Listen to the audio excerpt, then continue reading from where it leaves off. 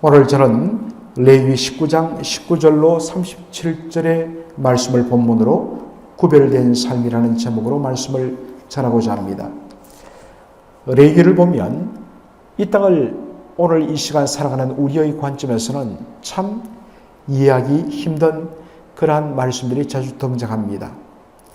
그러한 것들이 오늘 본문에도 나오는데 그 중에 하나가 레위기 19장 19절입니다. 너희는 내 규례를 지킬지어다 내 육축을 다른 종류와 교합시키지 말며 내 밭에 두 종자를 섞어 뿌리지 말며 두 재료로 직조한 옷을 입지 말라라는 말씀이 나옵니다.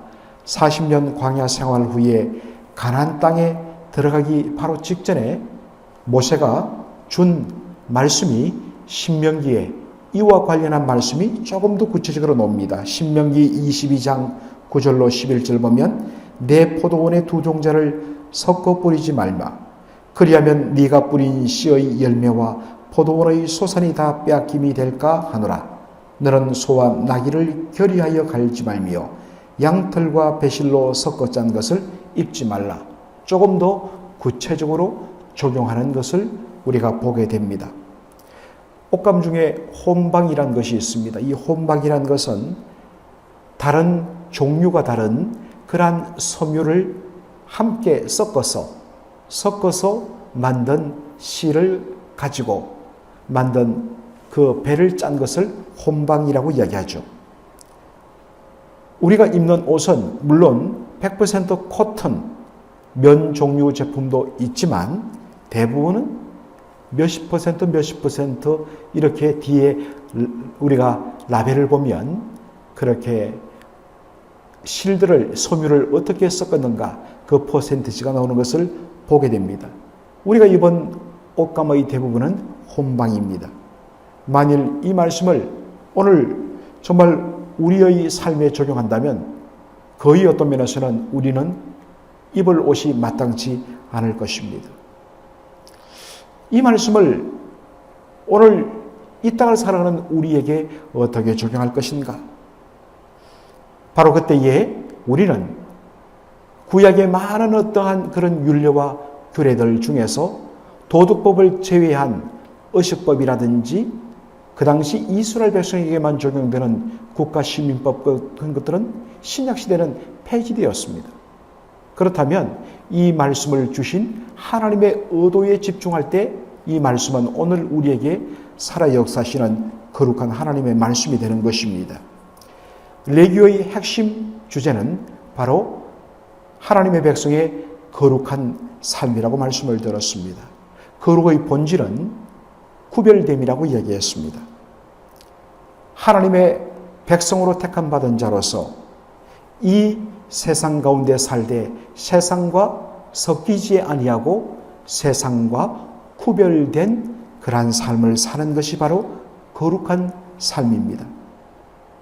이런 구별된 성도의 삶, 하나님 백성의 삶을 통하여서 우리를 구원하시고 하나님 백성 삼으신 그 하나님이 어떤 분이신가를 세상에 드러내므로 하나님께 영광을 돌리게 되는 것입니다. 그런데 문제는 어떻습니까? 우리의 그러한 정체성에 대하여서 우리가 항상 기억하지 못하고서 종종 망각하기 쉽다는 것입니다.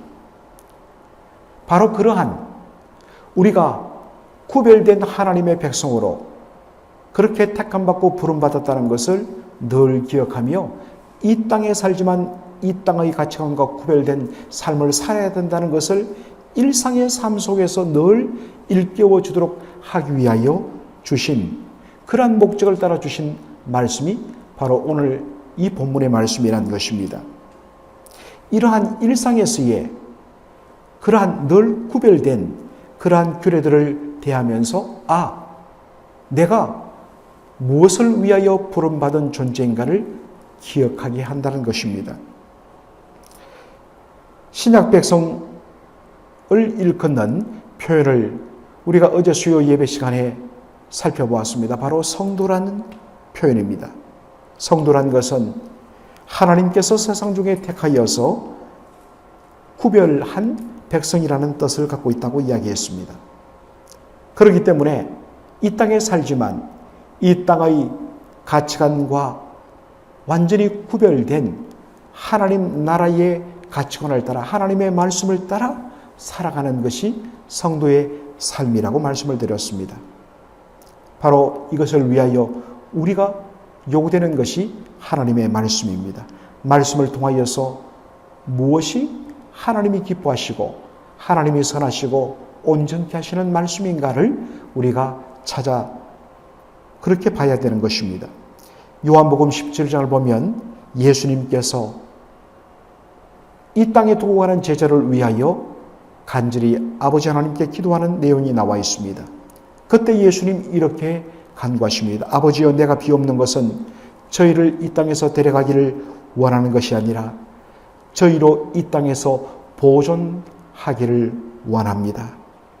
다시 말해서 그들이 이 땅에 살지만 이 땅에 속하지 아니하고 이 땅과 구별된 삶을 살아가게 하여 주옵소서. 그러면서 그 다음에 예수님이 하신 말씀이 뭐냐? 아버지의 말씀은 진리니이다. 아버지의 진리로 저희를 거룩하게 하옵소서라고 말합니다. 우리가 성도로서 이 땅의 가치관과 구별된 그러한 존재의 삶을 살아가기 위하여서 늘 하나님의 말씀에 기준하여 과연 하나님의 선하시고 기뻐하시고 온전한 뜻이 무엇인지를 분별하는 삶. 로마서 12장 1절로 2절에 보면 바로 그러한 분별의 삶이 하나님이 받으실 만한 거룩한 산제사요 영적 예배라고 말씀하고 있습니다. 레위기 19장 26절로 28절 보면 일부는 조금 그렇지, 우리가 이것을 하면 안 되지 라는 생각이 들지만 또한 그 가운데 나온 일부의 말씀들은 여전히 이해하기 어려운 말씀이 나옵니다. 너희는 무엇이든지 피채 먹지 말며 복수를 하지 말며 술수를 행치 말며 너희 머리카락을 둥글게 깎지 말며 수염끝을 손상치 말며 죽은 자를 위하여 너희는 살을 베지 말며 몸에 무늬를 놓지 말라. 나는 여호와니라. 사실 여기에 머리카락을 둥글게 깎지 말라. 어떤 면에서는 그런 것보다 머리끝에 어떤 면에서는 상처를 내는 것을 말합니다. 또한 살을 베고 거기에 문신을 새겨 넣는 것. 참 이러한 부분들을 볼 때에 오늘 특별히 우리 여성분들 중에 많은 분들은 눈썹 문신이라는 것을 하게 됩니다. 그리고 요즘에 많은 젊은 사람들은 이제 몸에 타투라고 불리는 문신을 하는 것이 자연스러울 정도입니다. 그러면 정말 우리 여성들 눈썹에 문신하는 것은 율법을 어기는 것인가? 여러분은 어떻게 생각하십니까? 그런데 잘 보시면 왜 이 말씀을 주시는가? 거기에 붙는 단서가 뭐냐 하는 것입니다.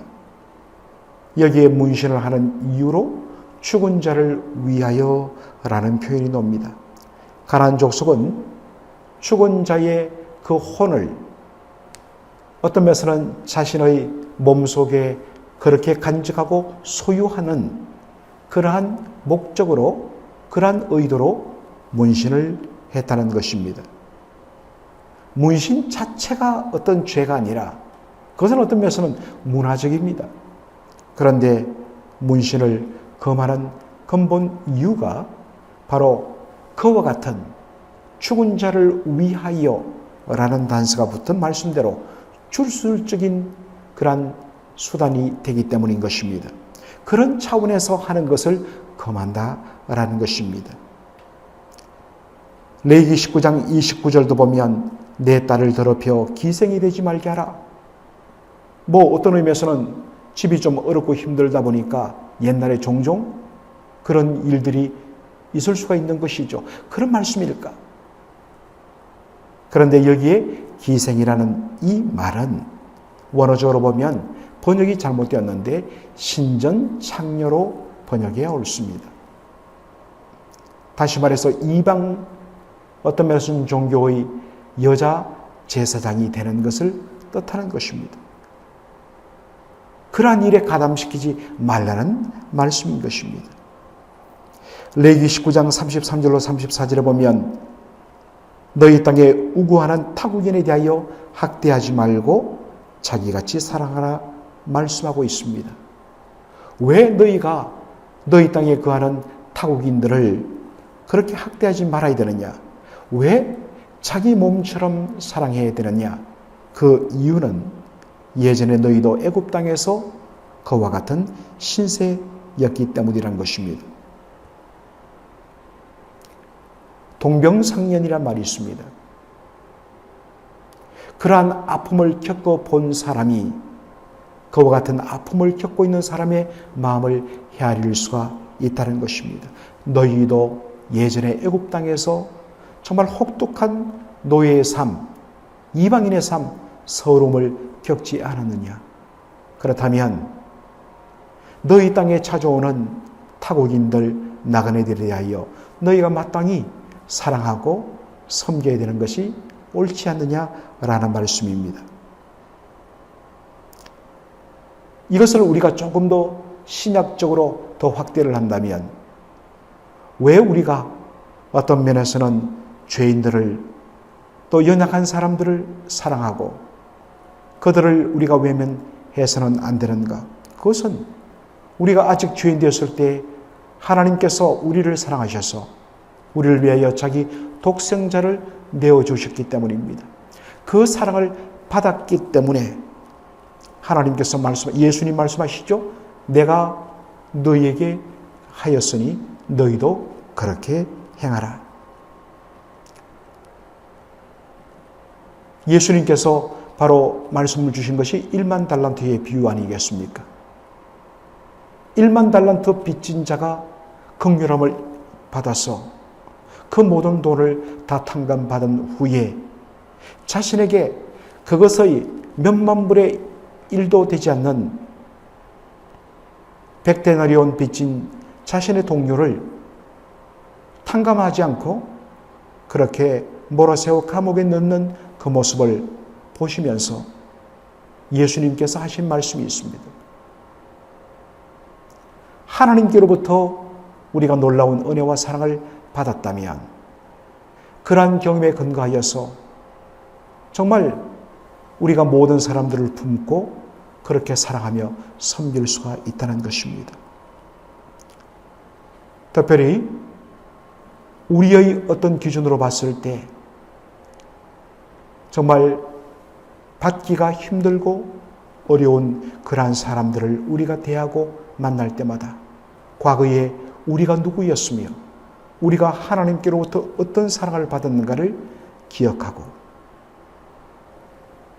용납하고 품어주고 사랑으로 섬기는 이것이 바로 이 땅을 살아가는 이 땅 속에 거하지만은 이 땅에 속하지 않은 구별된 하나님의 백성의 삶이란 것입니다. 오늘도 이 하루를 구별된 삶을 살아가는 하나님의 백성으로서의 멋진 삶을 살아가는 저와 여러분이 되기를 주님의 이름으로 축원합니다. 아멘. 살아계신 우리 아버지 하나님 은혜와 사랑을 감사드립니다. 오늘도 레위기 19장 후반부의 말씀을 통하여서 성도로서 하나님의 백성으로서 거룩한 삶에 대한 구체적인 내용들을 만나며 그것을 가지고 실험하며 어떻게 사는 것이 하나님의 거룩하심을 드러내는 하나님의 백성의 삶인지를 깨닫게 하여 주시니 감사합니다. 아버지 하나님이여 정말 우리의 삶 속에서 철두철미하게 구별된 성도의 삶을 사는 저희들 될 수 있도록 인도하여 주시옵소서. 예수님의 이름으로 기도하옵나이다. 아멘.